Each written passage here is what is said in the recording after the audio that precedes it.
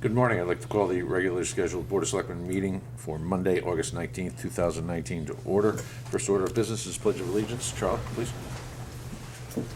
I pledge allegiance to the flag of the United States of America and to the republic for which it stands, one nation, under God, indivisible, with liberty and justice for all. Thank you, Charlie. Item number 2, public forum. Anyone wishing to address the board in public forum? Hearing none, we'll move on to item 3, and that's approval of minutes. 3.1 would be the August 5th, 2019 regular meeting minutes. Are there any comments, questions, changes, deletions, etc.? I did have one comment. Certainly. It's on page 2, the second item down. I'm not ordinarily interested in wordsmithing the minutes, but I think maybe I might, someone's comments were characterized in a way that we might want to change. It says that Mr. Popkin asked if an ordinance amendment was an attempt to wrest control of vending at the beaches from Parks and Recreation. Unless he used the words attempt to wrest control, that seems a little bit strong maybe, and I don't believe that he did. He asked about the, He questioned if it was, maybe, yeah. he asked about jurisdiction, Right. Yeah, perhaps yeah. between, but I, That's fine. I have no problem with that. okay. Yeah, I think that's fair. Good. Anything else? With that change, I'll move them. I have actually clarification on an item that I mentioned on page 6 of the minutes regarding the building code matters. Second sentence, it says, it changes the way permits are collected. I think that really would be clearer to say calculated. That's certainly what I intended, and I think that's what I said. Okay. From an item system to a value system. That second one definitely should be square footage system to a value system. So calculated, Definitely. Yeah. Yeah. That's what we were that's what you talking said, about. calculated, yeah. Good. Anything else? Charlie, you got a motion to? Yes, I. And a second. Call the question. All in favor? Aye. Opposed, abstaining, recusals, hearing none, motion carries. Item 4, Finance Director, Mary Jane Malavasi. 4.1 will be receive the monthly report from the Finance Director, and then 4.2, on the heels of that, will be discuss and take possible action on year-end transfers. Mary Jane. So what you have before you today are some somewhat final unaudited numbers from for June 30 to make sure that that these are unaudited. There are still adjustments and clarifications that could be made between now and the financial statements are done. So we have that, and then we typically only look at the warrants for July. Next month we will have a complete July and August report for the new year. We'll start with the really good news under revenue. We do have a $1.8 million surplus. At this time, I don't expect that number to change much. If anything, I'll have some small maybe adjustments, some audit adjustments.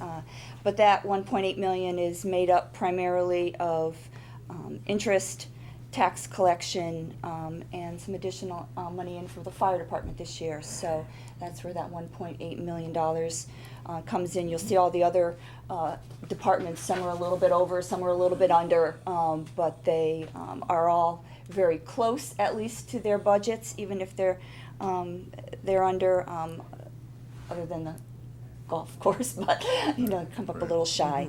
But anyway, on the revenue side, that's where we stand at the moment. I have a question on Yes. revenue.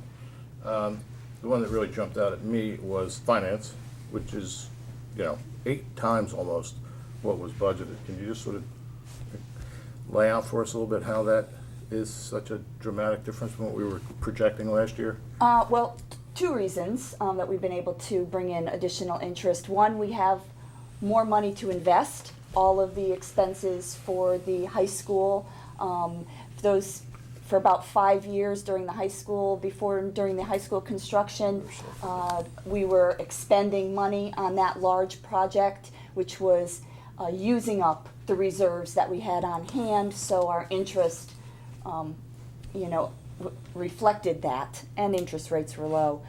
So now we're able to put significantly more larger dollars into our STIF account, and interest rates soared this past year. We were up over 2.5 at one time in that account. So we, Sandy on my staff, she, every week, a few times a week, we're looking at that, and we're putting every dollar we possibly can into STIF on a regular basis in order to have this result. So I'm not sure if the budget really reflected where we really thought we were going to be this year. But I think we were kind of reluctant. That was double the year before.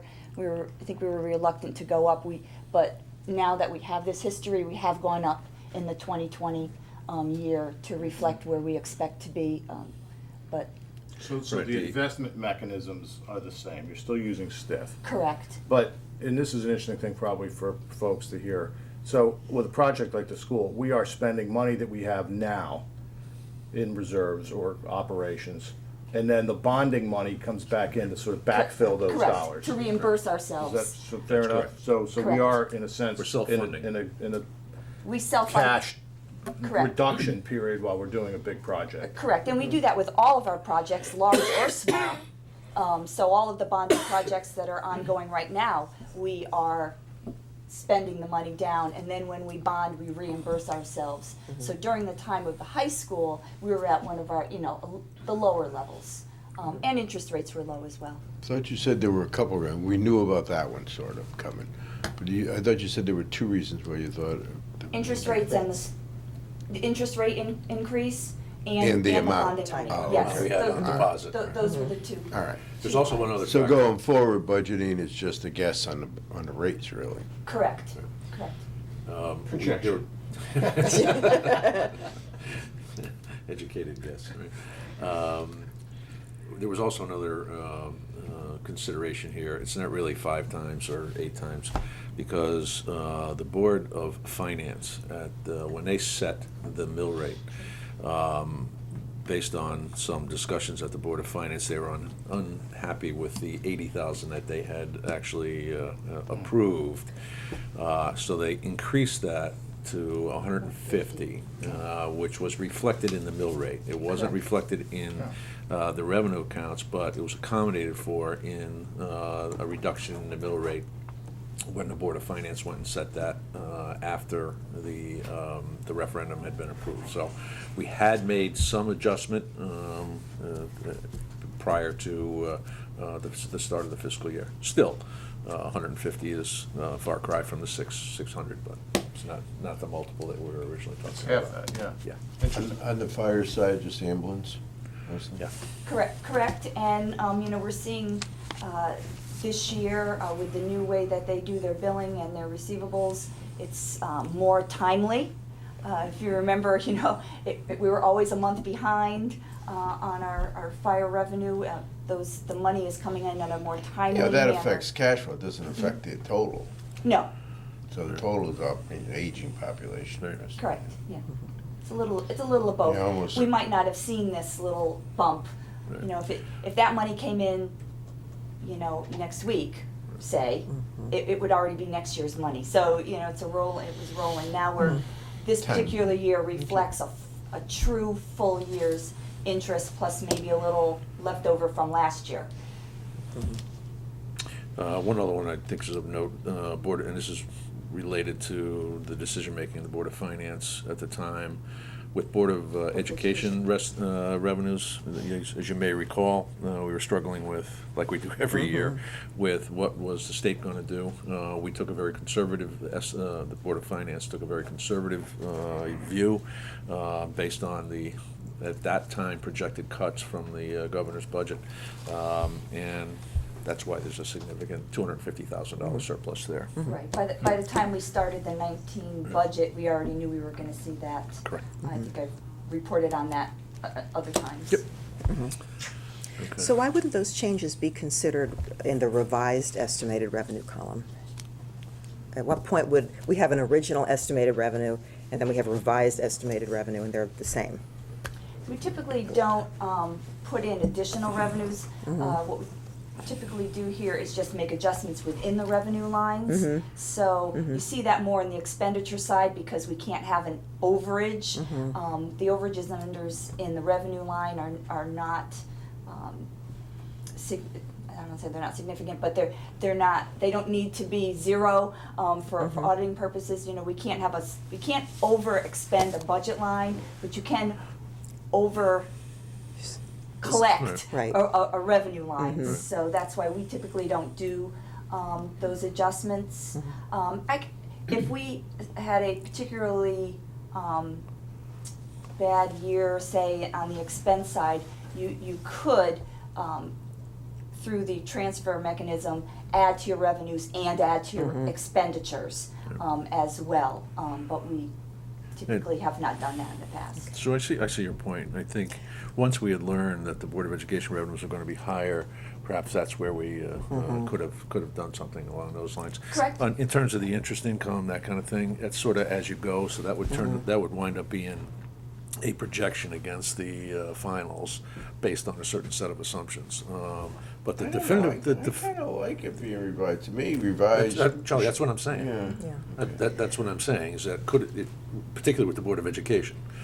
But if the finance department estimated, as we started to go through the year, we're gonna be over, it's a projection against the end, okay? It's not definitive. This one would actually be a revised, based Where we would on make the facts. change in the budget, Right. or a cut in personnel, or an increase in something like Right, that. and again, you know, on the other state revenue, although we had a pretty good idea of what we were gonna get and not get, you know, that 253,000 surplus in ECS could have easily been eaten up by a loss in some other revenue on the state side. So we have to be cautious that if we adjust our revenues up, if there's other revenues that aren't coming in, now we don't have anything to balance that out. You would revise up and down, based on what you thought where we were at any particular point in time. Correct, but if, you know, July 1, we knew about the ECS and we brought that up, we don't know what else could go down. So, Right. you know, then now your expenditures and your revenues don't balance and, you know, Just seems certainly that something to work. if part of the management process is comparing actual to budget, and you know that these budget items are changing, it just makes sense to me, to be looking at the most recent information. Well, we have the most recent information in terms of where we are. On the actuals, yes. On the actuals. Right. And the percentages against the actuals. But, so, let's noodle the idea on how we might be able to revise the revenue estimates so that they reflect what has taken place and how that's gonna impact the I could balance of the see- fiscal year. I could see changing the revised estimate based on what has taken place. But if you're doing it on a projection, well, that's a budgeting function. And I don't know if we're actually going to change the budget, you know, the actuals change. You know what I'm saying? If during the course of the year, we actually have greater revenue, okay, that changes that budget line. Right.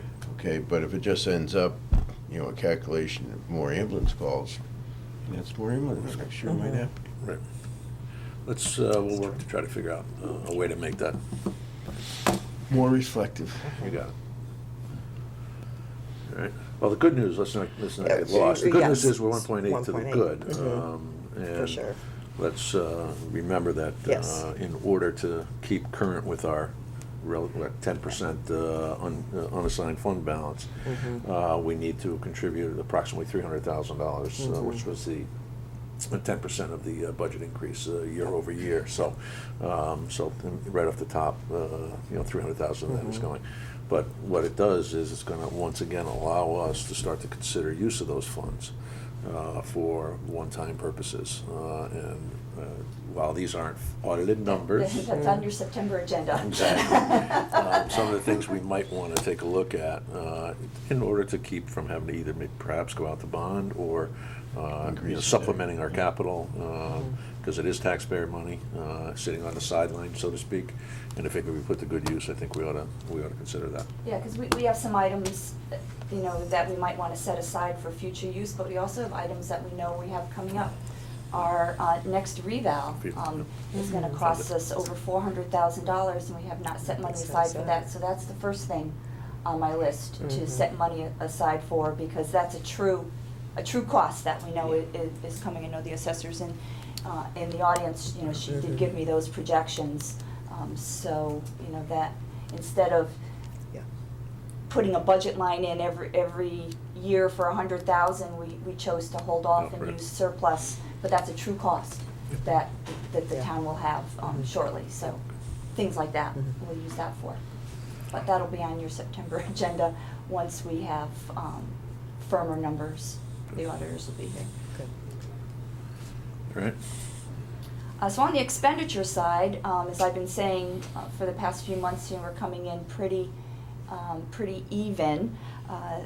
One thing I'll note is that the Board of Education is still showing $112,000, and the business manager is looking into that because it should be about $10,000 or so in that line, so that will be coming out. We can talk about the overs and unders a little bit later as I have those transfers. To make all of them whole. As you can see, the budget can pretty much absorb all of our overages, although the only one I'm recommending, which you may choose to do differently, is to bring in the money from the debt retirement, because we do have that money set aside. But we could, it's just so I don't take 2,000 from this line, 100 from that line, Yeah. You'll see in the transfers where all the departments that have larger surpluses, I have used that money to put into the other line items. But the only use of fund balance I'm recommending is the retirement interest, which is how we budget that line item. We Anyway. budget for that reduction because we know we have that money in fund balance. So I think it's prudent to do so.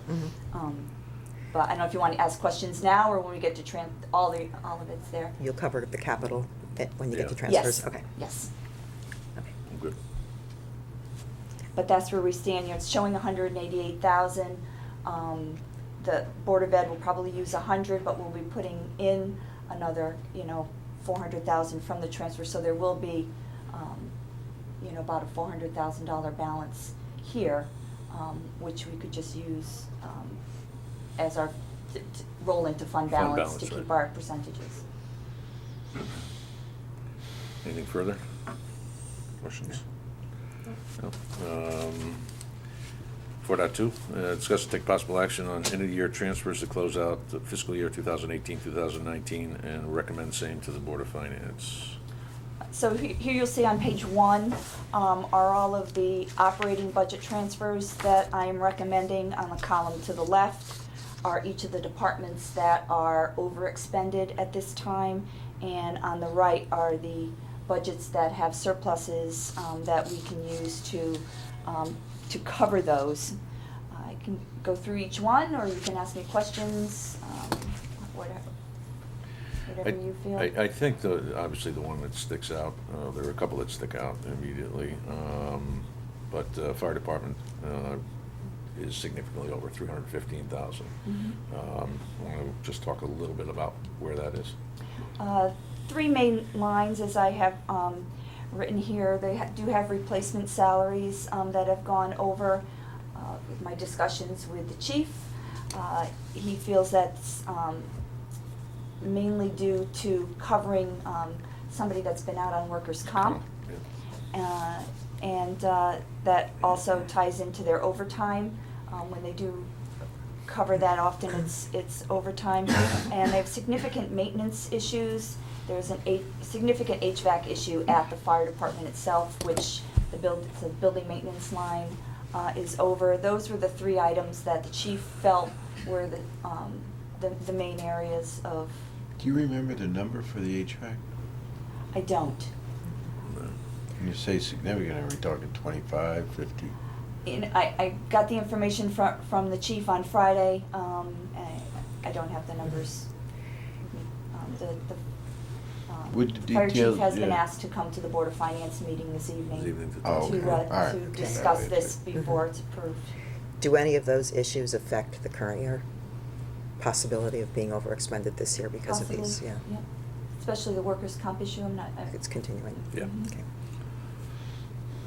hopefully the maintenance issues, you know, we budget for an average, and it only takes one chassis on a vehicle to go, and, you know, like the HVAC in the buildings, it can be, you know, a major expense. Yeah, Charlie, it looks like building maintenance was over by over $30,000, so. It's probably about that. On the capital being over by 300,000, do you have a breakdown of how that splits between these 5 items that are listed? I probably know most of them off the top of my head. Okay. The engineering vehicle, if you remember, the engineering department had surplus in their line item due to retirements, so we allowed them to use that money for capital items that we might have put in the 2020 budget. That was about $22,000. The assessor vehicle, there's money left over in the assessor's line, and their vehicle is beyond. I don't know if I would drive it, I have to say. So we just recently issued a purchase order for that, so that we could do that. I think that was 20,000. 22, I think. Is that one 22? It's in the Maybe document. that's it. Yeah, it's in Yes. today's. Today's agenda. Yeah. Oh, okay. There we go. The energy performance contract, the streetlight purchase was about $95,000. We are trying to get that covered by the energy performance contract, but the streetlights was kind of like a asterisk to it, because first of all, we weren't sure if we were going to do it, so we have some question on whether or not we can get that funded.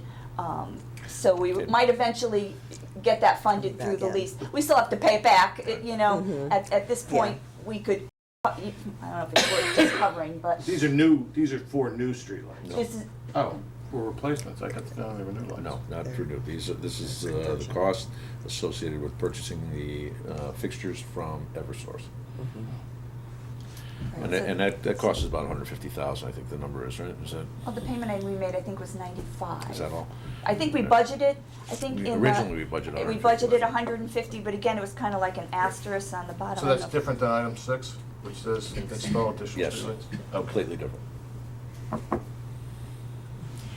So that's it. Youth and Family Services, if you remember, we had the, Remember that. yeah, so you guys all know about that. Yeah. And then the IT infrastructure upgrades, that was approved by this board and the Board of Finance to use some of the money that was set aside from fund balance for here. I'm recommending just using it as part of our surplus instead of taking from the fund balance to keep that Good. money for future upgrades that we Good. might need. So that was about 140,000. Again, that was an over an expenditure that was approved by both boards. So that's $302,000. Good. Okay. Thank you.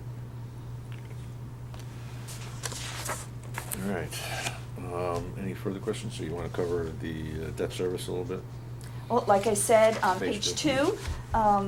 page 2, I have a couple of items recommending fund balance transfers. The first is the debt interest that I spoke about before. It's our premium credits that we actually budget a reduction in our budget on the assumption that we would use the credits we receive as we bond. So there are 2 items in our fund balance that we have just for debt payments, and a portion of it from the set aside for the high school itself. So that's the $341,000 that I'm looking to transfer there. Good. On the bottom, I'd like to recommend, we have 2 line items in our budget that we did not expend in fiscal year 19, but we do have reserve items in fund balance. That's reserved for personnel and retirement sick leave. So I'm recommending that that money be transferred into the fund balance, which will only reduce what we've already budgeted for 2020, but when we look at those budgets, we look at what we think we might need in the year based on contract negotiations. We look at what we currently have already set aside, and the net of those 2 numbers we budget through the general fund. So because of the surplus you'll see that there is a large surplus in an employee benefit line. This makes up a portion of that. So I'm recommending that that money gets transferred from our regular budget into fund balance. Assigned fund balance. Assigned fund balances, correct. Specific for those, only to be used for those items, and only to be transferred by recommendation of this board to the Board of Finance. But used just for those purposes, so. Any further questions? Is there a motion to transfer $852,352 in operating budget transfers as detailed in the documentation that Mary Jane has provided? So, Motion. No, A second. second. Any further questions? Call the question, all in favor? Aye. Opposed, abstaining, recusals, hearing none, motion carries. Is there a motion to make a fund balance budget transfer in the amount of $341,441, debt retirement interest from the two accounts, restricted fund balance and assigned fund balance or GHS fund financing?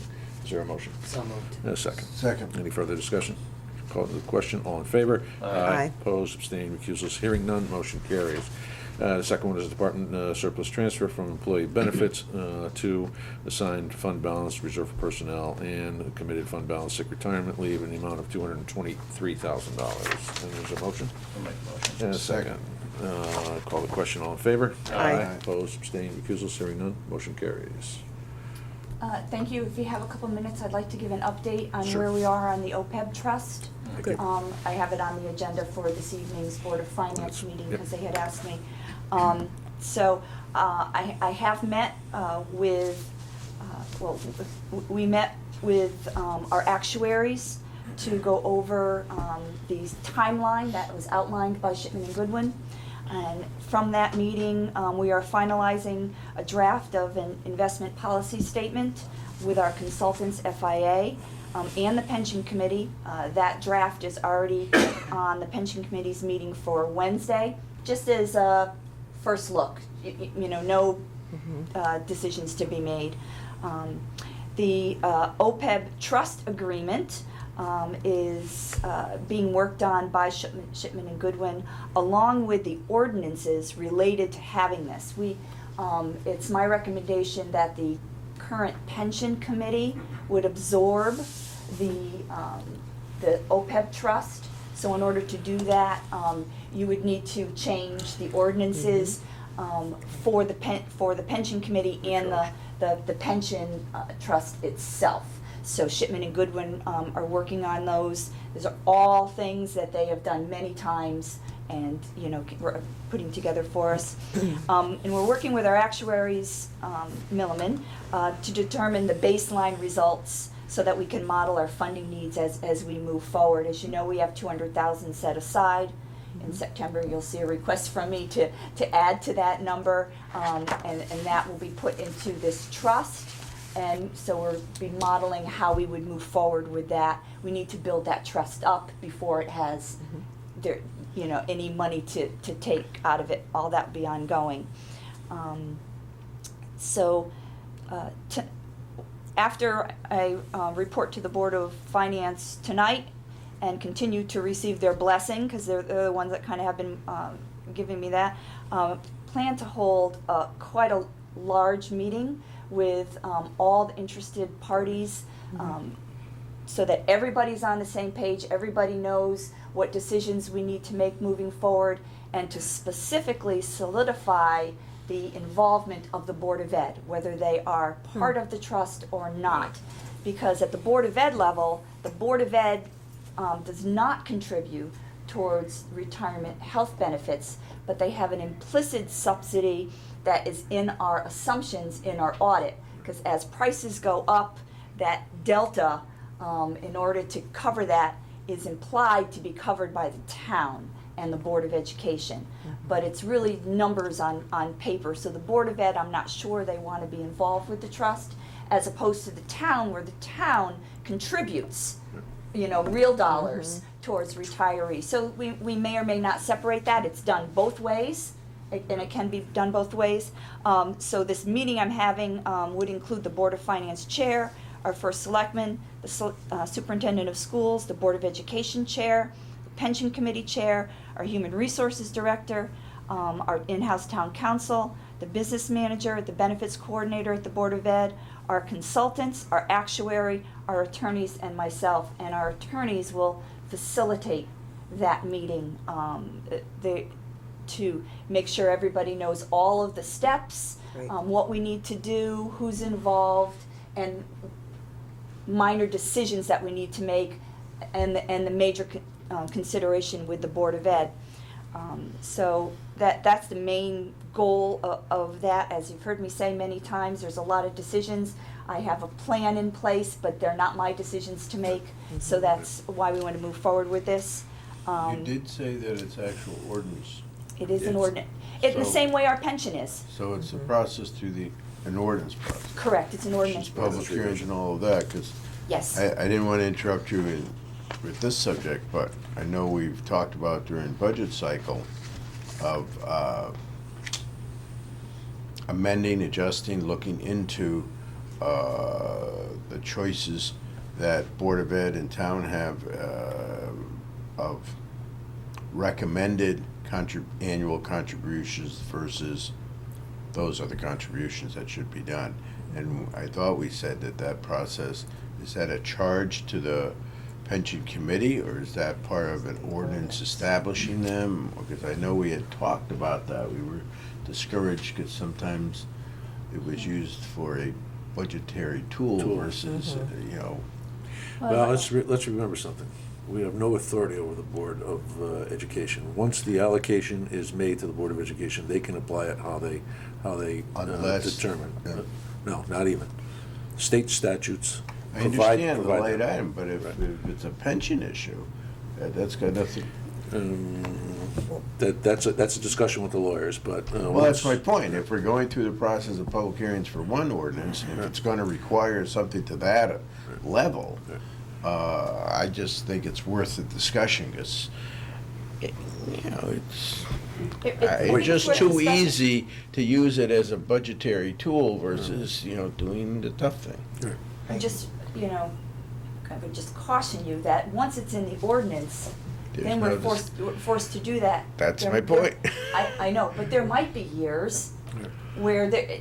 That'd be that would very hard. That would be very hard. I Correct. accept that. Just, yeah, certainly, anything, obviously, anything you wanna bring forward, for it, That's you're a- able to do that, but would not be necessarily part of. No, what- it of probably what I'm would be doing. part of it, other than if you're having a public hearing and going through the process for an ordinance in conjunction with the pension committee, maybe that's the time to look into Well, this any others. this ordinance would be specific to creating the OPEB document. Yeah, Correct, but Exactly. Right. but it will amend Amend the current the current pension, one, the You don't attorney- want to I have think- to go into amending, I don't know if it's even necessary, if it's possible, and to Matt's point, it's a question for the lawyers, but I personally would like to see the question asked.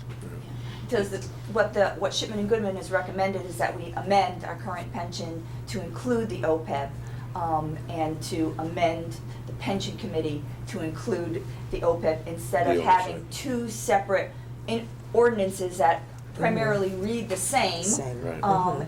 being managed by the same, committee. So that hence a change in ordinance as opposed to Creating a new one. new ordinances. So It's yes, absorbing. that's what we're recommending anyway, obviously, however you guys. And whether wish it's an to do that. amendment to an ordinance, you still gotta, it's the process. It is the process. An ordinance change, whichever, or addition, is a process. Right, which is why we have in-house counsel as part of this meeting, because they'll be working with the ordinances and making sure, Shipman and Goodman will be putting that together and the resolutions, but we'll want to make sure. Is the our ordinance a council- town meeting vote, or is that a full blown vote? That's town meeting. Okay. Is it town meeting? Ordinances, yes. Yeah. Okay.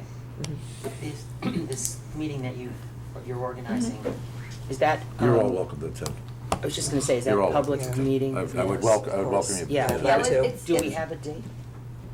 No. No.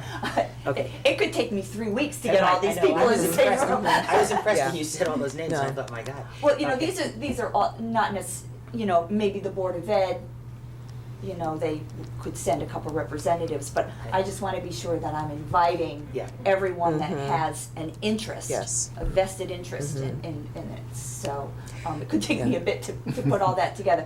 It's not necessarily a posting, it's just a meeting, you know, like we would have one on our medical benefits. We bring a lot of these people together to determine what our medical benefit budget's gonna be. It's gonna be that type of, meeting, not a, you know, posted Board of Selectmen meeting or anything. Good.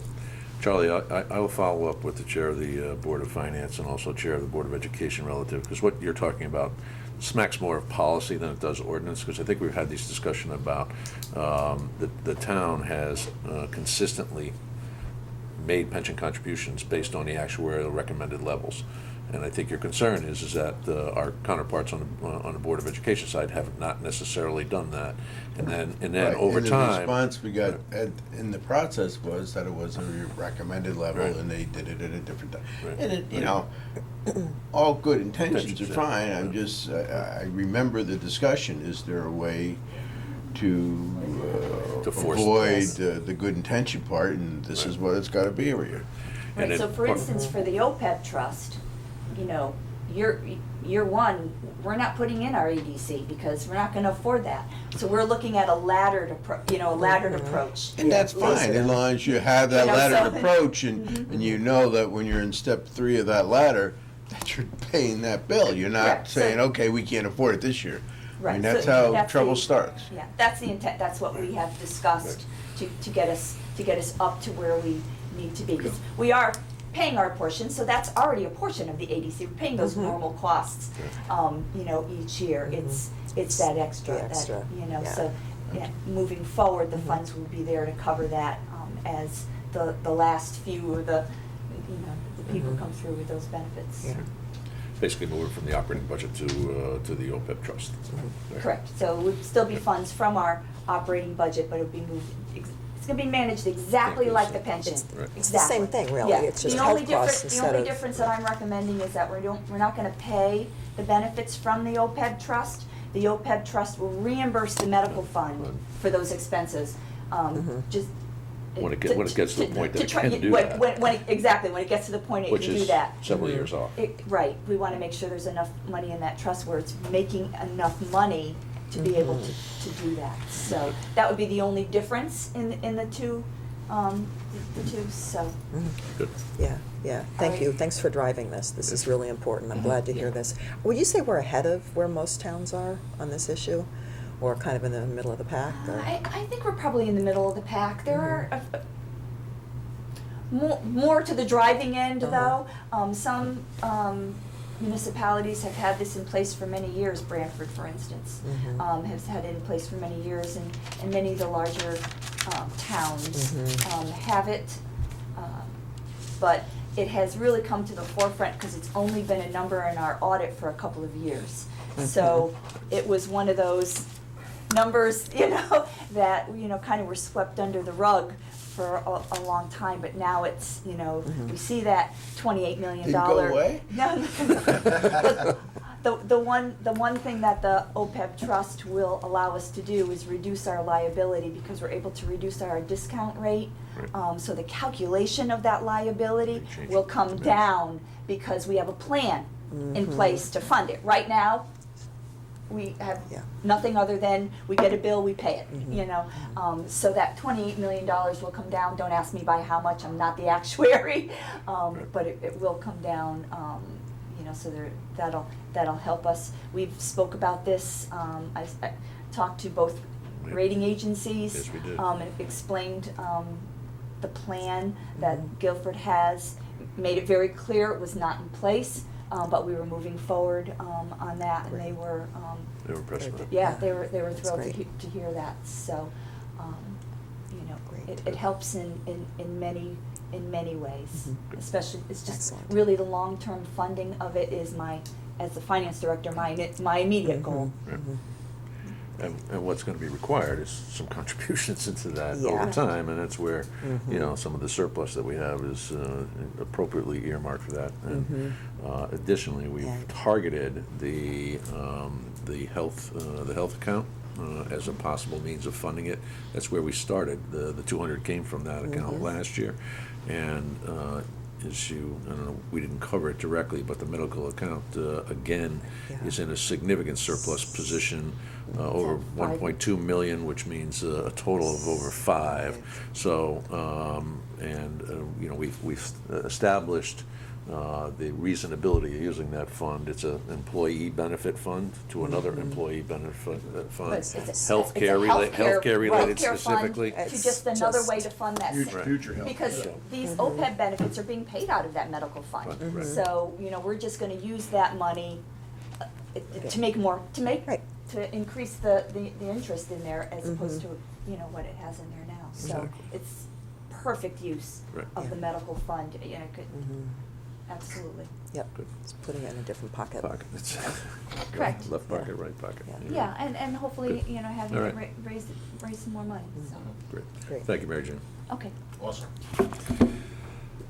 Item 5, Board of Ed Director of Operations Facilities, Cliff Gurnham. 5.1 is to consider and take possible action to award additional design and engineering for the replacement of 3 electrical panels, installation of a generator plug, and related components to allow the use of a roll-up emergency generator at Melissa Jones School to Antonazzi Associates in the amount of $17,400. Morning, Cliff. Good morning. Cliff, the additional design, Correct. that's what caught my attention. Correct. Talk a little bit about that. Right, so the original design was based strictly around heating and cooling design. So we're expanding that scope to do some electrical work. And the reason for that primarily is the mechanical work that we're doing is in the same area where these electrical panels are, and our main electrical panels are. So the thought was, if we're in that area and we're making adjustments, you know, the Board of Ed has talked for a while about adding a generator. That's the only school that has a well. So if we lose 1 out of 3 phases or power completely, we have no water. Unlike every other school, when we lose power, we still have water. So it's really a critical component we need to kind of add to that school to allow us to stay online, even if we lose partial power. So this is really the opportune time to do that, since we're going to be in that general area, mechanical space, and revamping everything in there, to take the time to actually replace those panels, upgrade them. You know, the expense really comes into tying in the new generator. We're not looking to power the whole school. We're looking to power emergency systems. So the water, fire alarm, phone system, PA, things of that nature. So it's not as simple as just taking the whole building and putting it on a generator. We have to be selective, so it's a little more complex, and that's why it's a little more expensive, you know, versus only being a couple thousand. We are Is the at school that. gonna have a generator? So we're not installing an actual generator, we're installing a connection point and a transfer switch. So that will allow us to do one of 2 things. In the past, we've talked to the fire department. They have a roll-in, roll-out large generator. So we'd be able to either borrow theirs if it's not a town-wide emergency. If it's a town-wide emergency, then we'd bring in, you know, an outside firm or company that provides a generator service, and we'd be able to connect that up. So that's the goal. So the scope and everything has been reviewed by the Standing Building Committee and has been approved and recommended to award the work to Antonazzi Associates in the amount of $17,400. I think you answered my questions. Okay. Anybody, anything else? It's going through all the purchasing processes. Yep. So is there a motion to? So moved. There you go, thank you. Second. I'll second that. I'll call the question, all in favor? Aye. Opposed, abstaining, recusals, hearing none, motion carries. Thanks, Thank you. Cliff. Have a great day. You too. Item 6, Town Engineer Janice Blasiak. 6.1, discuss and take possible action on recommendation to install streetlights at 4 road intersections. Okay, Lou, you're gonna have the questions on that. This is your question. No, These are new, newly, new to be installed streetlights. So what was discussed earlier was the purchase of existing streetlights in town. And as we're going through this process, these requests were made actually a few months ago. The first one was along Route 77. to kind of help with wayfinding, we've had a policy in town where we'll consider putting streetlights at intersections to help people with wayfinding at night, but not necessarily kind of, every 300 feet along a route. That's kind of not our policy here in town to light up, entire routes for the most part. So when I was asked by one resident to take a look at a number of locations along Route 77, these seem to be the most reasonable locations for adding some lighting to help with that intersection wayfinding. And then there was another request regarding the last one down a little further on Route 77 south of Route 80 at the intersection of Alexander Drive. Do we have any other requests pending that we have either rejected or at least put off at this point? No, these are all the requests I've had so far, and we are looking at, we have other requests regarding the ongoing lighting upgrade program that our contractor It's working has been quite responsive and responding to certain complaints What about. kind of a dollar value for something like this cost? I honestly don't know at this point. We have the contract, we're in a transition now from going from Eversource would be the one we'd contact and they would just do it and bill us. So these are poles and everything, they're not just lights on poles type thing? These will be lights added to these poles, so. Are those the existing poles? They're numbers? existing Okay. poles, yes. All right, so. Yeah, so it's just. So it's not Yeah. $10,000? No, it's just adding the fixture, Oh, okay. Okay. and then will be added to the ongoing monthly payment to Eversource. It's a minor amount for the electricity for the It's lights. not gonna affect the budget this year? No, Okay. no. I don't think so. Do the neighbors have a chance to weigh in on this? When I look at these locations, I try to be cognizant of, proximity to homes, and it doesn't appear to be a problem. But certainly if any time there's a light that's a problem for a homeowner, they can give us a call. There's ways to shield them. The new lighting fixtures are less glaring because they are full cutoff now. Lights of old used to have a lot of, shining out, Diffusion, yeah, diffusion. but the newer lights tend to be very focused in how they shine their light. But if there is any problems with light trespass, then people can give us a call and we'll take a look at ways to remedy that. To that question, we had a meeting recently with our contractors on the conversion process, and it was brought to their attention that there are a couple that are too bright. Or they were focused like in the wrong way, So- like shining so- at people's so- houses. So as Janice said, they've been responsive and they're addressing those Yes. on a case-by-case basis. Correct. And these lights will be consistent with the lights that are being replaced. Right, they'll be- Same Actually, technology. these are gonna be brand new fixtures, so. Brand new altogether. fixtures, So there'll not be retrofit. LED lights, Lighting, right. low consumption energy-wise.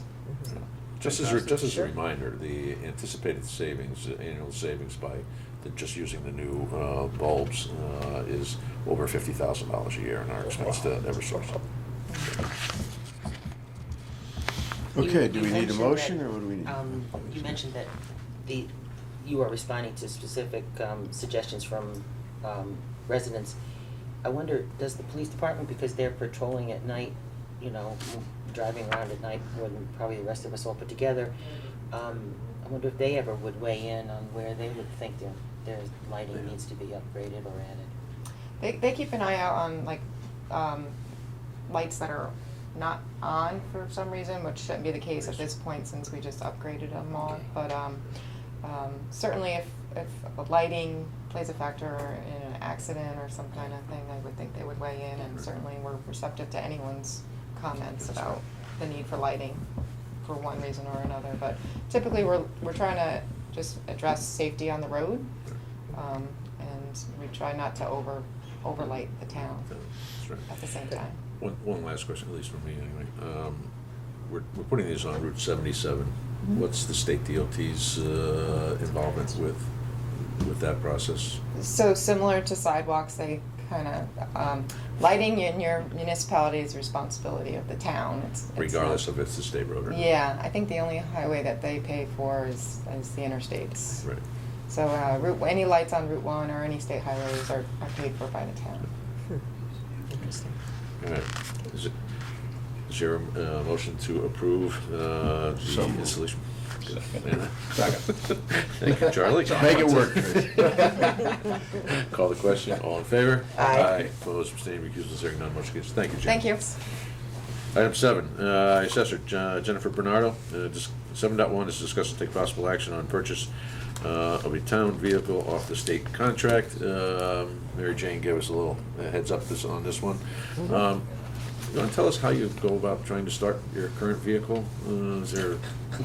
There's a gadget that I have to go to the battery and basically turn it on and turn it off. The battery has had issues.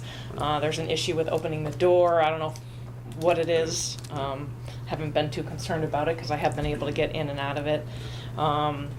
There's been times, yes, people have gone out to use it because I share it with other departments when I'm not utilizing it. And so they'll come in and they'll say, oh, it's not starting again, or the odometer doesn't work, so we have no idea how many miles are on it. So What year is it that's being replaced? it's 1990. Impressive. The Crown Vic. And it's right, it's a retired police car. Earlier this year, I presented my budget. I did not have the car, but I did mention that I was seeking to get a new vehicle. And But they don't make them anymore. I mean, they do Yeah, last. I was going to Somebody, say, somebody at Ford is interested in putting this in a museum. there are a couple of points to be made here. One, it's amazing that our mechanics over at Public Works have been able to keep that's this a good car on the point. road despite the challenges you have on a day-to-day basis. Secondly, Charlie, they're not making Crown Vics, so we can't pass them down anymore and Right. get 29 years out of a vehicle like we used to. And then lastly, Jennifer and Barbara have committed to doing more site visits and more field work, which is an increase over that level of activity from the previous You said assessor. You're sharing it. You're Yeah. sharing And they're the new sharing one it too, as right? well. sharing the car? Yeah. Yes. Yeah. With HR, and just the other day, IT mentioned that he would like to utilize it as well. Right. And I'm gonna suggest something else. We had an unfortunate incident a couple of weeks ago where a town employee was using their own car and on town business, and coming back was hit by, not hit, a bicyclist go. came out between two parked cars. And there are some concerns, there are legitimate concerns about the liabilities and who has responsibility for the damage to vehicles when they're being used. So Yeah. making vehicles available when they need them is, I think, essential. So, Is this the Crown Vic that got hit last year, or the year before, in the side with the door or something? No, but it does have a nice dent in the back from somebody else Save- that used save to work the here. doors.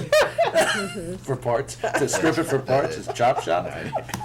No, I did ask Public Works if they Took us wanted years to it. clean out Public Works. We're not gonna garage. We start do not storing need any anymore. parts, That's right. guys. That's Well, right. because there are just a couple more left, I did ask Public Works if they wanted to use it for parts, and they said no. So, so needless to say, I'm looking to trade it in, which has brought down the price of the vehicle. You're gonna get some trading on this? Very little, but Ford it paid sure to take it beats off the road. sitting Exactly. down at Public Works like 300. us forever and rotting away. A couple quick questions on this. So, these cars are not used for your personal commute, right? This No. vehicle stays in the Correct. town, you Yes. come in, and when you need to do town business, you're using that. Correct. And, while the 2019 Nissan Rogue is gonna be probably twice as fuel efficient as Exactly, Crown that was Vic, one of my Yep. points.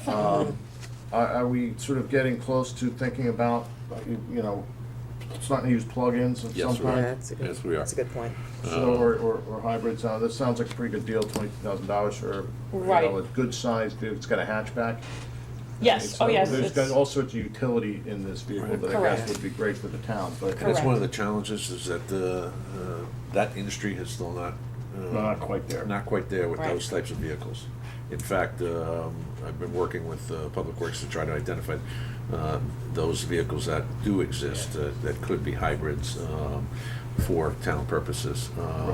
And there's a very limited It's getting there. and expensive. right, Yeah, and it's that true. was one That's thing true. too, is I only had It so could be a much $10,000 surplus in my premium, right. budget, and so I couldn't afford anything like that anyway, so. All right, well, So this well is- thought out. Good. Is there a motion to approve the purchase in the amount of $22,405 for a 2019 Nissan Rogue? So, is this four-wheel drive? It's all-wheel drive. All-wheel. Good. I'll move it. Yep. Second. Call the question. All in favor? Aye. Opposed? Abstained? Recusals? Right. Hearing none, motion carries. Thank you, John. Thank you. What color is it? Yeah, what color? Yeah, we did. Building engineering. It's like a state of Connecticut steel gray. Oh, okay. There we go. Oh. Good. Wow. State of Connecticut colors. Item 8. And metallic charcoal. All right. Item 8, Marina Commission, Michael Crosley and our dock master, Rod McLennan. 8.1, that would be consider and take possible action toward RFP number 1-1920 dredging permit preparation for town marina. Good morning, gentlemen. Good morning. And thank you for your patience. Not at all. While we went through the earlier part of the agenda. So we're here to present the recommendation of the Marina Commission to the Board of Selectmen on the selection of a dredging permit application consultant. Okay. I have some handouts.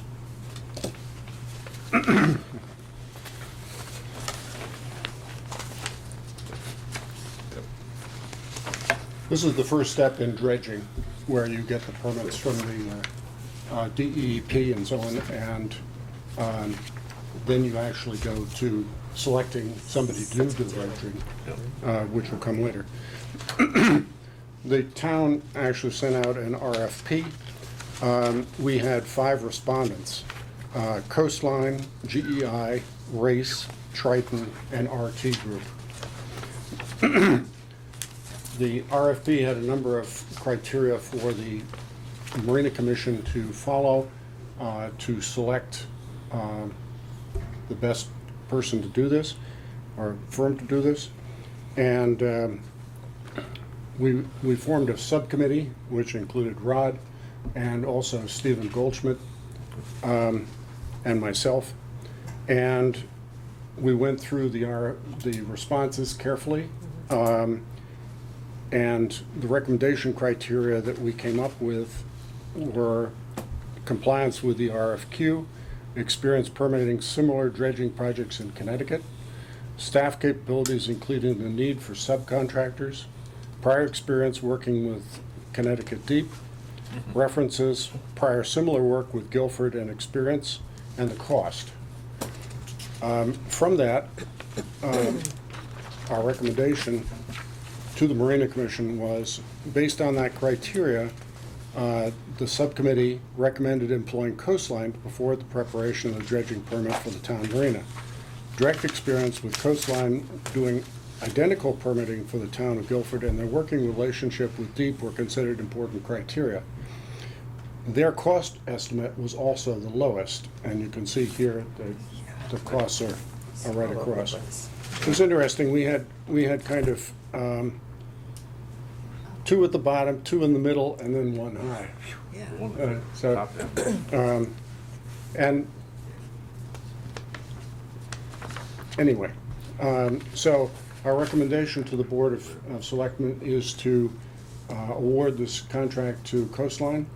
I would note, I'm sure you're aware that the Marina Commission is an enterprise fund. It is self-funding. So the funds to pay for this would come out of our dredging expense. Did these folks, in addition to handling the permitting, sort of stay on as a consultant, a town representative once the contractors come on? Or is that a separate function? Rod, you want to talk to that? That'll be a separate bid when we go to hire a contractor. Also, this contract does not include pre and post surveys and things like that? Yes, it does. Sorry, yes, there is pre and post dredge surveys as part of this contract. Because there's such a wide range of prices here, 11,000 up to 48,000, are you comfortable that these are all apples to apples and that everything you need is included in this low bid? Yeah, some of the, for example, the GEI firm is nationwide. It's very big. Not Different a good fit. ballpark kind Yeah, of thing. Scale. okay, all right, that makes Yeah, sense. I was going to ask you a similar question. Municipalities are traditionally supposed to go with the lowest responsible bidder. Right. Which reminds me of one of my favorite lines about those kind of things. Alan Shepard at the top of a Gemini missile one time said, you know, how you feel, you ready to go, what's worrying you most? He says, the project to build this rocket went to the lowest bidder. Sometimes that is not always the best thing, right? That's correct. So, I have personal experience in working with Mark at Coastline. Coastline. There's no issues. Good. That's good. good. Can I ask, just for my own information, the cost of the dredging itself, what's the range of what you expect that? 700 to 800,000. How much is that at a yard now? Unknown, but somewhere around 30, if not a little higher. I remember 15, 20. Mhm. Those were the days. Yeah, but it wasn't that long ago. I mean, I'm not that old. 10 years? Good. All right. Is there a motion to approve the award of the QRFP in the amount of $11,393 to Coastline? Yes, so moved. Second. Call the question, all in favor? Aye. Opposed, abstained, recused? Hearing none, motion carries. Before we go, Michael, you and I have been corresponding on another matter. Yes, sir. And I do know that Mary Jane is focusing her attention on that at this point. So hopefully we'll get you the answers Good. relative to that shortly. Thank you, Thank you. and thank you all. Thanks. Tracy, I don't see George here. Is he He's here? milling around. the hall. Oh, there he is. Oh, all right. zigzagging. Okay, all right, Right. just wanted to be sure. Item Thank you. 9, Golf Course Commission, Pat Pascal, not here at this point. 9.1 is to discuss and take possible action on request to waive section 214-2A of the Town Code to allow the serving of beer for the September 14, 2019 golf tournament being held at the Guilford Lakes Golf Course by the Guilford Lakes Golf Course Commission. As we have talked most recently in the last meeting, this is one of the efforts of the commission to try to attract and develop interest in the golf course. They're starting to run their own golf tournaments, which, well, we'll leave it at that. So my understanding is that we've granted this kind of waiver at the golf course in the past. Okay, so Go ahead. this serving, it must be selling. Yes. And who's going to do the selling? And where's No, the- no, where's that's the why permit? Pat was supposed Sorry. to. Where's Yeah. the permit? And what about the Yeah, we proximity to need the to school? That's table. been Right. an issue. Yeah, You gotta have a it has permit been, for alcohol, right? it has been approved in the past, so. Yeah, I'm I'm not not opposed arguing. to Are they the hiring a So- caterer with the permit? I and- would feel Yeah. better with an outside vendor. Right. And what about the rigorous procedures that we've established for serving alcohol in the green with the tips Location. certified Right. servers and the Wristbands. wristband and Well, the the one issue that they, cordoned off area? the one issue that they may have at this point, if this is the 14th, they gotta do the permit Yeah. process and Right. And they're not. I'm here not to defend necessarily themselves. against it, I just No, I want to be sure that we're encourage, consistent No. you know, with use of the our golf other, course. you know. Yep. Well, there's the specific question too about this being so close to the school, how, I realize it was approved in the past, but how does that all work? But it It is, is a what day is, Saturday. yeah, it's a It's a Saturday, Saturday. right? Well, So this- somewhat ameliorated. It seems like common sense, I agree, but, you know. But no, it's the right question. Yeah. It needs an So, answer. do me a favor, Trace, would you pull together a list of these kind of questions? So that they'll be able to answer them when they do show up here on the first meeting in Yeah. September? I wonder if that'll give them enough time. I don't see how it could. If Can Mitch we wanted to go check with Sally. Try to, okay. Pardon me? If Mitch wanted to go check with Sally, she's the Right. recording secretary, She might know, have answers. maybe can even call somebody, because we're gonna be here for a little Right. while. Yes. Yeah. All right, is there a Right. motion to table 9? Yes. Yeah, I think we nine? should Yeah, Go back yeah, to go back to it if we, I move yeah. to table. Second. Call the question, all in favor? Aye. Oh, it's too bad. Item 10, Town Planner George Kroll. 10.1 is to consider and take possible action on award of RFP 1-1819, Affordable Housing Development and sale of town parcel known as Woodruff Property, and authorize the first selectman to negotiate the developer agreement. George? Yes. Good morning. Good morning, everyone. I don't know if you acknowledged earlier, but the Affordable Housing Committee, better known by another name that's kind of awkward, Several of the members are actually here. Yes. We didn't Did you acknowledge them earlier? Okay, great. I did So- not. No, we didn't. We did. So- Oh, you did not? Yeah. Okay. So- So we have Christy Rubendunst, Rob Curry, Ed Seibert, Harrison West was here earlier and he had to leave. Right. And Sandy is also. Sandy. Yeah. She's chair of Here. this committee. Which You has weren't been- gonna present to yourself on this one? Yeah, right. This committee's really been working really hard on this project, as you probably know. First, I just wanted to call your attention on your agenda item. You indicate sale of town parcel. That's probably premature to Sure, make at that this point. decision, whether it's a sale or lease or some other form of conveyance is not really appropriate to make that decision quite yet. The firm that we are recommending actually has a arrangement currently with the town on the Apple Tree Lane affordable housing development. Whether this project would go lease or sale or some other vehicle, it remains to be seen. And that's always, it's going to be your call along with the developer eventually, but it's premature to say right now that it's going to be a sale. The key thing that we're looking for from this board is this is the last phrase, that hopefully we will today, as this board, authorize the first selectman to negotiate a developer agreement. Then there'll be many things in that developer agreement that will come back to us, also to planning and zoning, inland wetlands if necessary, Board of Finance if necessary, we're not sure. So once again, as people have heard me say probably for the last 4 years, this is a long process, but this is a significant moment in this process that we have spent 6 months analyzing and looking at the proposals from 5 companies. We narrowed them down to 5 not-for-profit companies. We narrowed them down to 2, and then we realized that we really needed to have a very in-depth comparison of what these companies were offering, and we were able through our in-house counsel to work with an outside counsel who was a affordable housing specialist, and he was very helpful in really delving into these 2 proposals and helping our committee to come, we believe, with the right not-for-profit person to company to do this, to take Guilford forward in our affordable housing project. And it happens to be a company that the town has successfully worked with for over 30 years with the Apple Tree Lane project, which George mentioned, plus individual affordable houses spread through the town.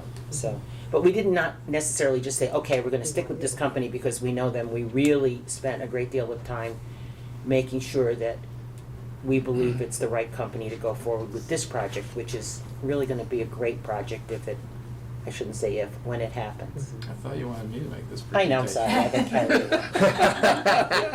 away. Over to you. Passion.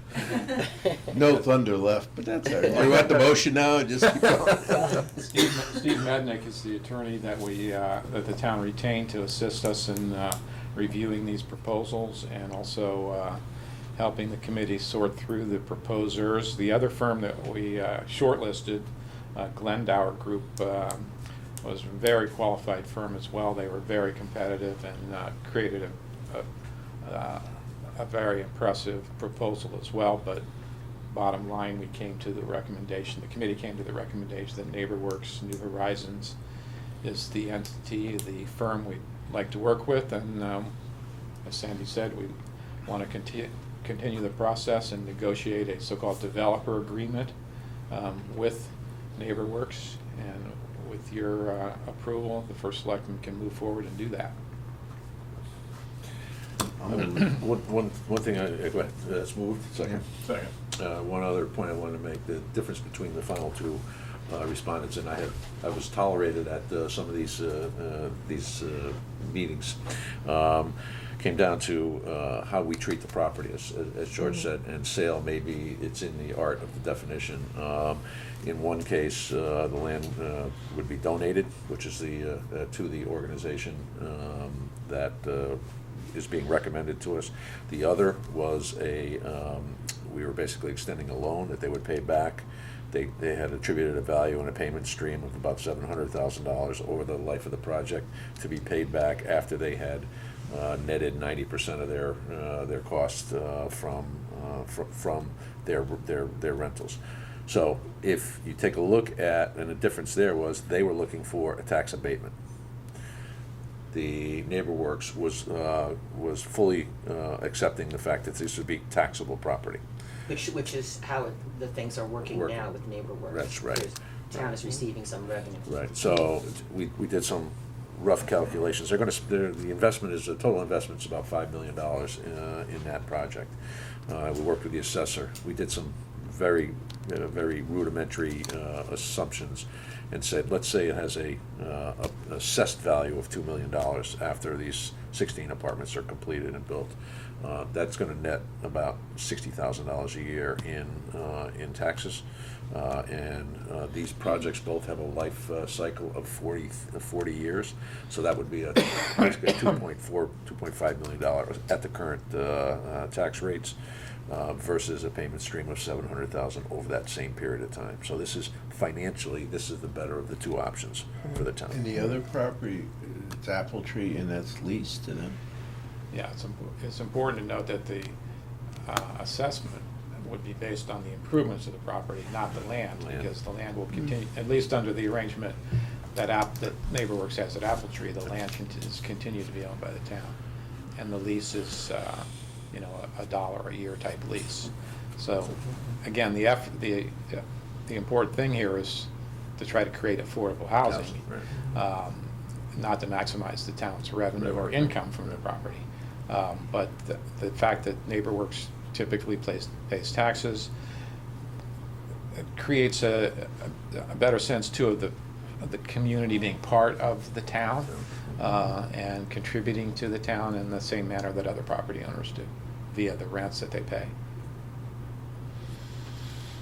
Okay, it's been moved. All right. So can I ask, ahead. wouldn't it be normal for us as a board to see some of this on paper first? Or is there another opportunity for us to do that? I mean, once we take this step, this Yeah, because contractor runs with it. at some point, this board will be voting on a contract. You're not voting on a contract. We're not voting on a today. contract. You're voting to So give. authorize me to go into To the first selectman negotiate. person So we to haven't- work on okay. an agreement, AKA Got contract. it, okay. And then one of the, I always mention this, it will ultimately come to town meeting. Mhm. So there'll be a lot of ways to see paper, and we've got a lot of paper to show you right now if you want to see it, but, All right, okay. okay. Okay, We're good? yep. Okay. The motion is to authorize the first selectman to negotiate a developer agreement through the use of Steve Bendick will be our counsel.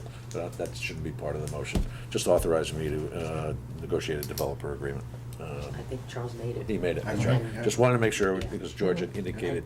Am I okay, can I vote, or do I have to? You can You vote. vote. I think so. All right. Yes, you can. Loud and proud. I should don't vote against it. Get me off this committee.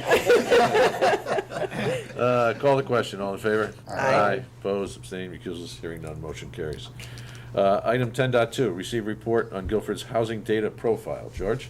And I might mention that Mark Allegrini is in the room, and certainly could join you if you wanted. But Mark is co-chair of Sustainable Guilford Task Force, and this is related to the Sustainable Guilford Task Force efforts, but it dovetails pretty I nicely. think, do you have this Yeah. document? Yes, we I'm do. a little unclear as to what kind of, discussion you actually want to have on this. Right.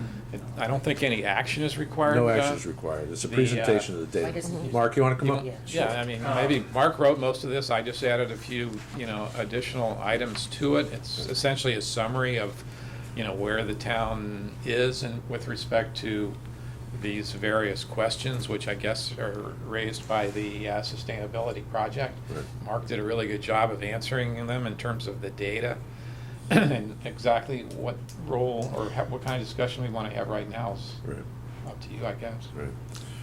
Mark, the importance of this document and pulling this information together. You want to talk to that a little bit? Yeah, so one of the impact areas under Sustainable CT that we have to complete as we submit our application, which is due at the end of this month, is in the housing section. And the option that sort of best fit, the options are about energy management in multifamily housing, building more affordable housing, which we won't get credit for yet, but we will soon, which is great. Or looking at your housing data profile. And really what it's meant to do is use the Partnership for Strong Communities town housing data profiles that they produce for all towns in the state, and go through a process to pull some of that data out with the questions that they provide in that worksheet. And it's really meant so that the board, the selectmen, and the public can kind of better understand the makeup of the town, who lives in the town, what some of their needs are, and what the town is doing to address those needs. So there's no action that needs to be taken. This isn't something that needs to be advanced, but it's really for your education and information as you're considering things like expanding affordable housing, or who should be in the conversations around housing and what the needs might be in the town. And what jumped out at you as you prepared this report? I think we're like a lot of other towns in the state. Most towns are struggling to meet their affordable housing needs, or sort of meet the state mandated quota of, what is it, 10%? 10%. Yeah. So we're not out of line there, and affordable housing projects take a long time, as you guys know, and we're on that path. So, there's nothing in here that is surprising or altogether concerning, but I think the important consideration is to understand the demographic makeup, both related to income and other factors, and be thinking about that as you're looking at options to expand affordable housing in the town. George, have you seen any, I remember back in the day, when there were private or independent contractors who were pursuing affordable housing. I don't really see or heard Not too in much of Guilford, that no. anymore. Yeah. In some communities, those with sewers, you have so-called 8-30 developments. And some of the big national developers, housing developers, have taken advantage of that regulatory approach, especially in some of the Fairfield County towns, where housing prices are really high and median incomes are also really high, and therefore the developer can create affordable housing, which is actually marketed to people making fairly substantial incomes, but not in Guilford. We haven't seen anything like that in Guilford. I think the bottom line is really, without sewers and the kind of density that would attract a big national developer with the resources to do, a big project like that is limited. We do have a couple of tracts that have been pending for years and years at this point, and they're more, the PRD type situations versus affordable. I assume, yeah. To create Just the land for the value private- just isn't there to make affordable. Well, the development costs and land costs are the big factors. Development costs are, a perfect example is the so-called Guilford Village West, which is the project across the street from the Guilford Commons. It's 100 units of housing that was approved by planning and zoning 6 or 8 years ago. It's a $2 million sewage treatment system there, which is about $20,000 per unit just to provide sewage treatment. And you got to build the whole thing before you can build a single residential dwelling unit. Plus, you got a massive road construction to get up into it. It's just really hard to create Just affordable not housing under economically those feasible circumstances. on a private scale. Yeah. Right, it's very difficult anywhere in the United States, especially in New England, especially Connecticut, especially Guilford. Okay. I just had a question about the, one thing that jumped out at me was the 20% drop in school-aged children over the coming 10 years. And we know the state trend, but Guilford's been able to kind of stave that off a little bit. Is that information that's consistent with Board of Ed, or did you get that from them, or is that just a statewide? So this data came from the Partnership for Strong Communities, which is a nonprofit based out of Hartford that does these profiles for the state. So I don't know the data that they used for that projection, but it is referenced in their report Okay. and we can find it. I You'll think see in the- it would be wise, I think, to, before, I'm not sure where this goes.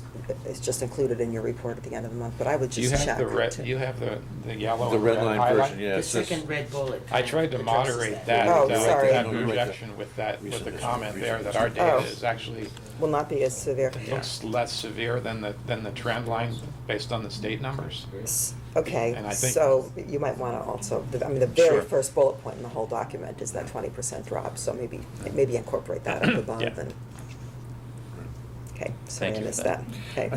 I think what's interesting, if you look at the first red line bullet there, it's based on a survey conducted by the Guilford Foundation. The greatest need for new housing is in 2 and 3 bedroom units, which we just saw a presentation on, because those are predominantly 2 and 3 That's what we're bedroom shooting units for. there.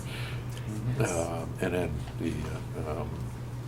it also states that affordable housing, affordable for households earning 60% or less of the median household income, which in Guilford is about 99, almost $100,000 a year. And that population is likely to include single-parent households with children. With So children. that's a very highly identified need in this community. So, Mark says, we'll get credit for it later, once we build it, but we're on the right path, I think. And I would just add that the process, so the survey that was done by the foundation to identify that need and then building to suit that need is, important, and it's great to be demonstrating that trajectory, so. And since that survey by the Guilford Foundation, we also met with Guilford Social Services, Women and Family Life, so that need for that particular group of residents has been substantiated by other groups beyond the survey, the foundation survey. Yeah, that's great. What was the number that were projected for this project? Units, 16.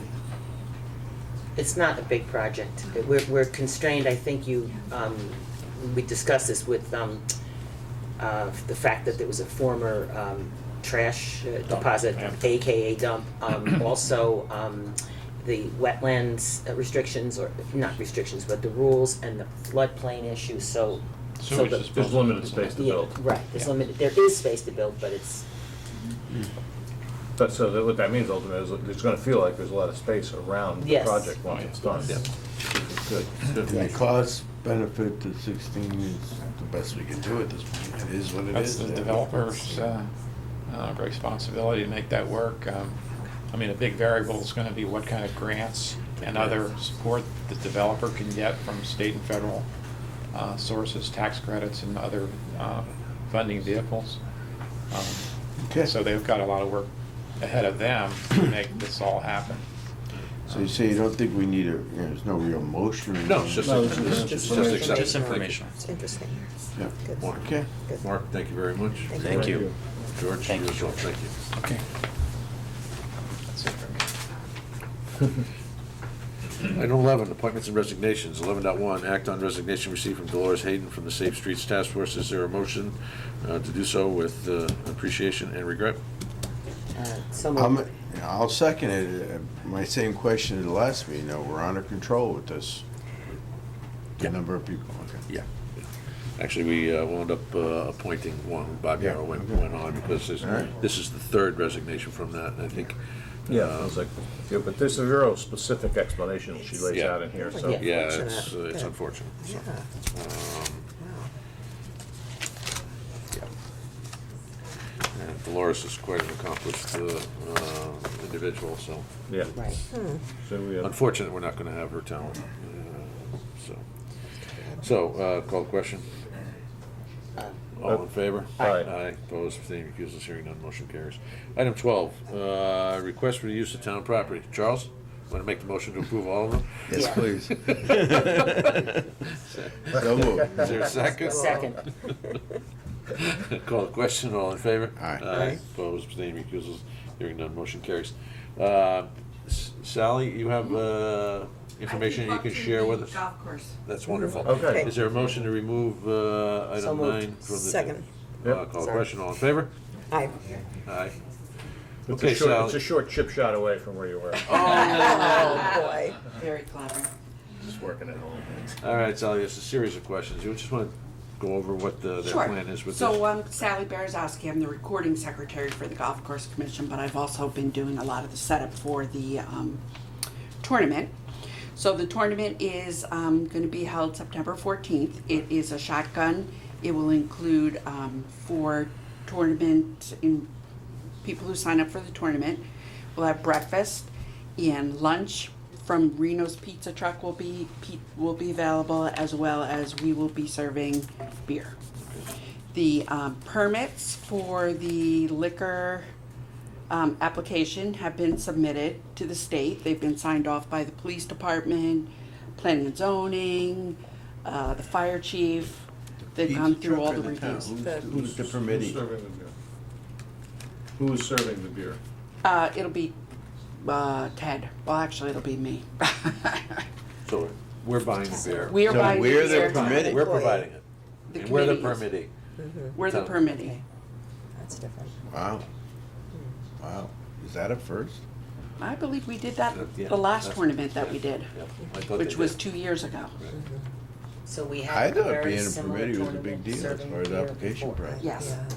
yes. It's not a new, we've done it before, 2 years ago, I believe. What was the last time? Just so that I understand the logistics, it's going to be, where's the beer going to be served? Like up on the? In the up- clubhouse, right. Yeah, in the upper deck? Yes. Okay, and available before and after the tournament kicks off, or just after? Yes, they also are talking about having a cart going around and making beer available to people on the course. Okay. But that, you know, that was the thought. Was that part, was the police, was that part of the application, liquor application? Because usually you have to talk about. No, the dispensaries. application, right, the application was to serve in the clubhouse. Let me ask, are insurers comfortable with this situation? And is aware of it? Right. See, Mitch, yeah. what did we do the last time? Do you know? I don't recall. I don't believe Did we do anything? I don't think so. I Sure. think we just got the state permits. Well, you must have gotten a rider to serve alcohol. If nothing else, they have to be Yeah. aware of it ahead of time. I mean, this can't be a hopefully, maybe. Look into it then. Yeah. There's been no request made that I'm aware of unless it went through Karen or something like that, but, you know, it's not being, and I think to answer another question that came up earlier, it's not being sold. Right. It's part of. Wait a it's minute, part of- Doesn't you matter. just said it was. No. No, Included. not being Served. sold. It's included in your It's fee. sold. Yeah. No money, it's not- the money transaction is only for those who are Entering the entering tournament. the tournament. You gotta pay to Well, enter the what is the tournament. control in? What is the control? Like, let's present somebody from coming up and getting a, Well, somebody will be serving it. So that person is a town employee, and that's the control Or point? a volunteer, Or a or a volunteer. commission member. Or a We, commission member. that has to be wrong.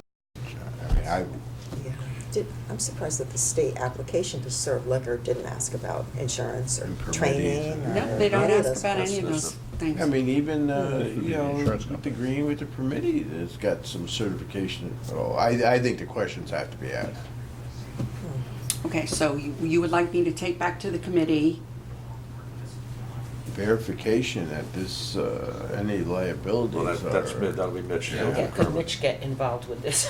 Yeah. And can we give conditional approval, assuming that? we Yeah, Yeah. as get- long as, you know, we have all the approvals. In and worst it's case, on- we might have to have a special meeting. No, if we No. approve it, we Okay. approve it conditioned on, the Insurance. satisfactory, Yeah. coverage Yeah. issues. Yeah. Conceptually, I can appreciate it as long as it's got some controls. I Right. mean, what we expect from any like this. Well, actually, I volunteered to be the, And that's the beer fine, and I distributor. appreciate that, but, you know, your volunteering opens the rest of the taxpayers to substantial potential liability, and I just want that under control. Got it. and I don't think the idea of a cart traveling around is a great idea in this context either. I don't either. I mean, it's one thing to have something, you know, there's, you know, there's gonna be yucking it up at the end of the event. Right. And, you know, you were trying to promote the thing, and so that's fine Yeah, up on the I upper deck. admire their, you know, enthusiasm about trying to make something work, but we gotta dot If you, some if you came in and i's. said you were gonna have a vendor, and they were gonna be responsible for all these things, and somebody was gonna take care of all these headaches. Or a private vendor, you know, that's has employees trained specifically. Right, it'd be for more this type inclined. of- Yeah. I mean, it's super hard to pull something like this together. A tournament's a lot of work. We appreciate everything you're doing, there's no question. This is just, obviously, it's before Yeah, us. you just don't need somebody tripping in the parking lot after. It could snowball into too much commotion. Okay, Thank you. so I'll work with Mitch. So we have the choice of approving this subject to, or of I thought you of were gonna meeting say again. choice of beer. Do we- Are we interested in actually? Subject to the satisfactory answer of Yeah. questions related to liability of the town. and Or authorize the coverage board of- of selectmen to. Make the decision. Yeah. All right. Well, I'd also want to see how you're going to control minors not being served. I think that's that was important to us when we granted the other exceptions Yeah, that we've agreed. done recently.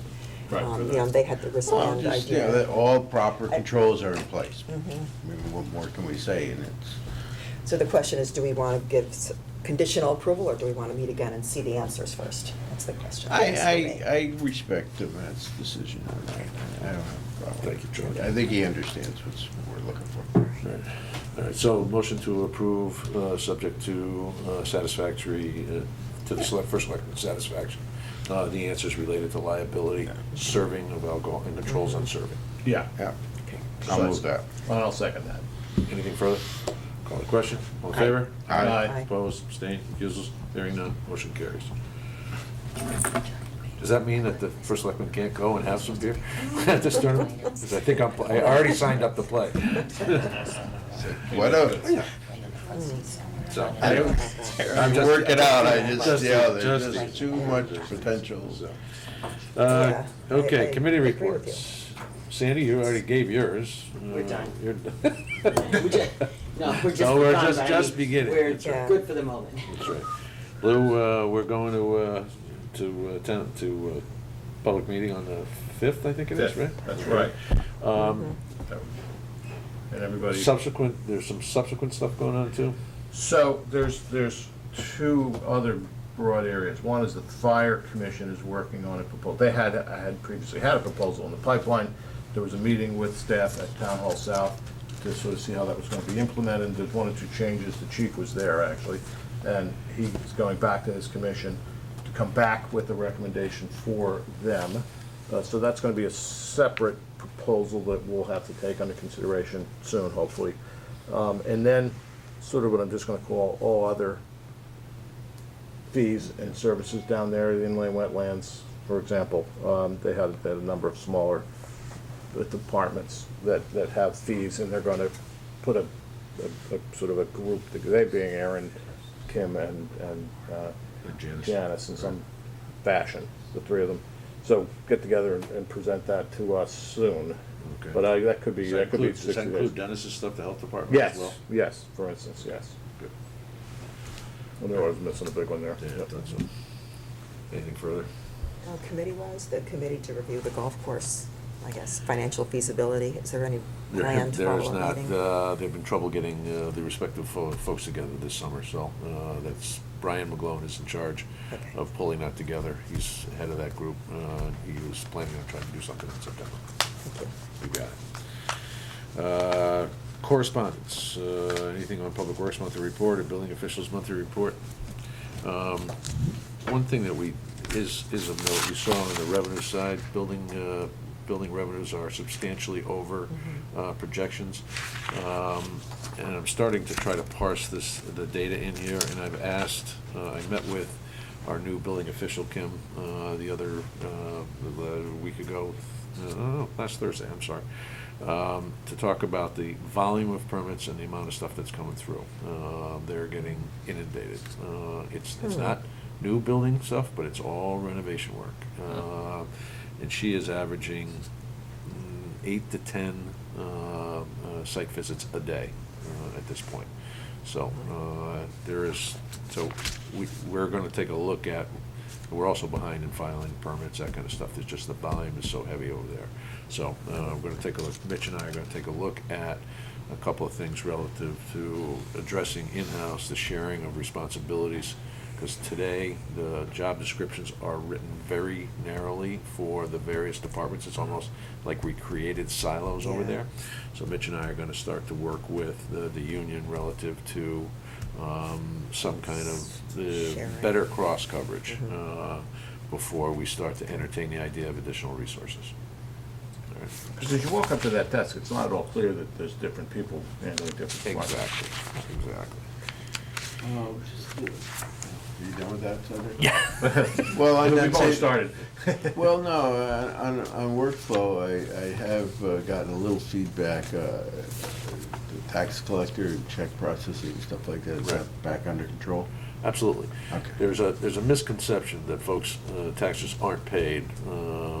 We register, well, unfortunately what happens is 90% of our tax payments come in the last week. I understand the logistics of it all, I just, you know, So you what have they it do under is, control what and they you're do aware. is, as they're taking stuff in, they stamp in every piece of mail that they get with a date and a timestamp on it, and they're, I think they're pretty much, they will be by the end of this week, pretty much completed. So folks who, and this has been an issue, because I've had to answer some, talk to some residents whose checks haven't cleared as of August 1st, and they're afraid they're going to be in for late penalty payments, but that's not the case. Once they're- Sounds like you've had the same discussions I've Yeah, had, so. absolutely. Okay. Absolutely. Okay. Old business? New business, I have one item to add, I think it's, I don't know if it's in your document, and that is it's an application for variance for the noise control, from the noise control ordinance made by Morgan Blank, and this is related to the Guilford Commons Shopping Center. They're going to be holding what they're calling a parking lot party to drive some activity up to that area, and this is, they don't think that this is gonna be a significantly noisy event. There will be a ban, but they're complying with all regulations for the waiver, for the variance. And once again, beer is involved. Private property. For private property. I know, I just Private figured I'd property. Yep. say. Yep. Right.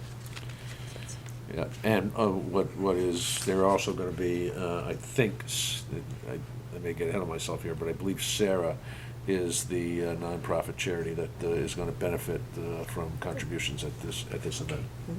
Do we need a motion on this? Please. So moved. Second? I'll second it. Call the question, all in favor? Aye. Opposed, abstaining, recusals, hearing none, motion carries.